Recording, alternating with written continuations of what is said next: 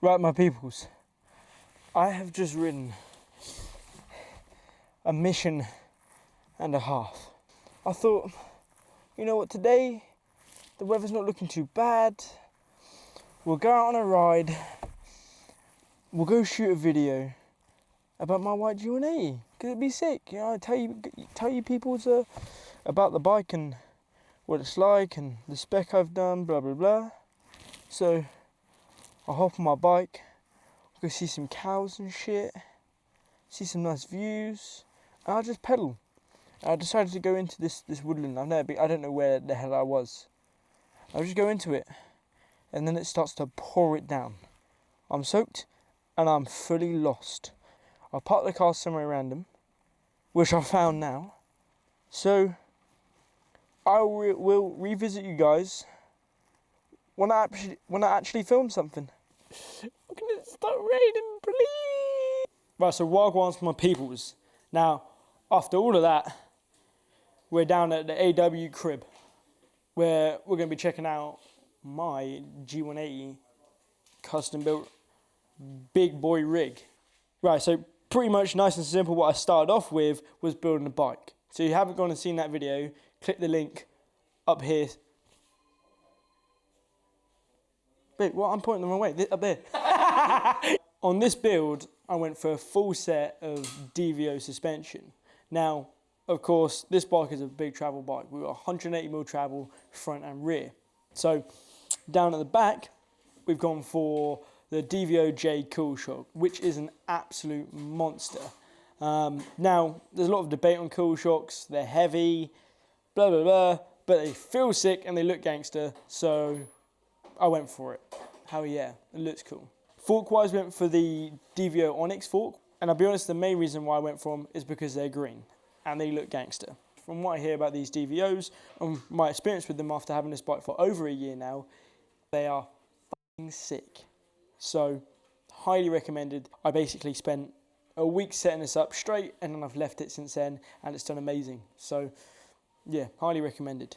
For finishing kit wise, I went for a full Bergtech finishing kit. Now, luckily for me, Bergtech were nice enough to send us out that full kit. So thank you, Bergtech, absolute legends. Now, one of the main reasons why I wanted to go for Bergtech was because they're a British company like Whyte. So brand-wise, I wanted to try and keep it as British as possible.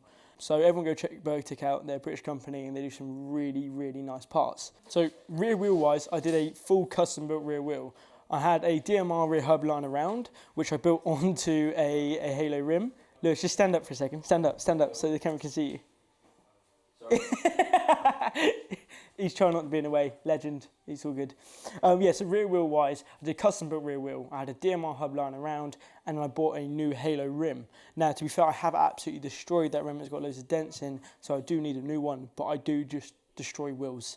So I do really need a new set of wheels, but that's a future problem.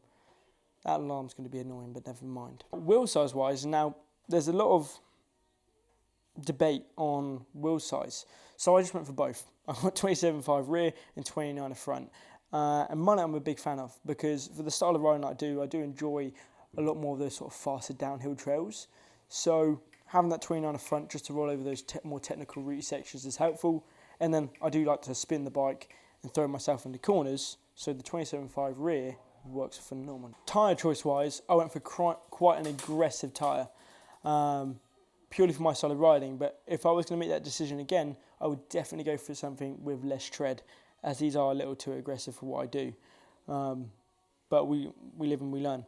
Brakes are quite important, and I went for a full set of Magura MT7 Pro brakes. Now, these are one of the highest powered or highest stopping powered brakes on the market, one of them. Now, the nice thing about them is they're super lightweight, they're super powerful, the bite point is almost instant, which I quite like, which some people prefer, something like the Hopes, which have more modulation, and the firmer you press it, the more braking you get, whereas these, you tap it and you are stopped.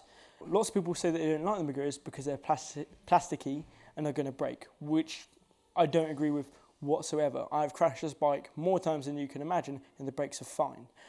They actually have a carbon composite body, so the body of the levers is actually carbon composite, not plastic. They're quite strong. And again, they do really look the part. So I highly recommend them. Then this is a big thing. And we will do a separate video on this. And that is my group set. Now, I went for a full SRAM axis wireless gearing. And the reason I did that was purely so I could bar spin or make it easier to set the bike up for bar spins. Now, I understand not everyone can go out and buy a full axis group set. That is expensive.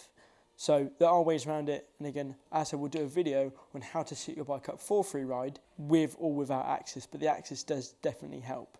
And the fact they brought out a new axis upgrade kit, which is like a third of the price of a full group set like they used to do before, is definitely very helpful. And it's done great. And also the shifting is phenomenal. So highly recommended. Come to set this up for free ride, I actually ended up routing the front brake cable through my steerer tube, which is a bit of a difficult one. And I don't recommend everyone doing this because it is a faff. If I ever need to tighten up my headset, it just causes me problems. And when it comes to needing to change the headset bearings, I'm going to have to re-bleed the brake and cut the cable. So it serves a purpose amazing when it works, but if you're someone who doesn't want to do much maintenance on your bike, I don't recommend it.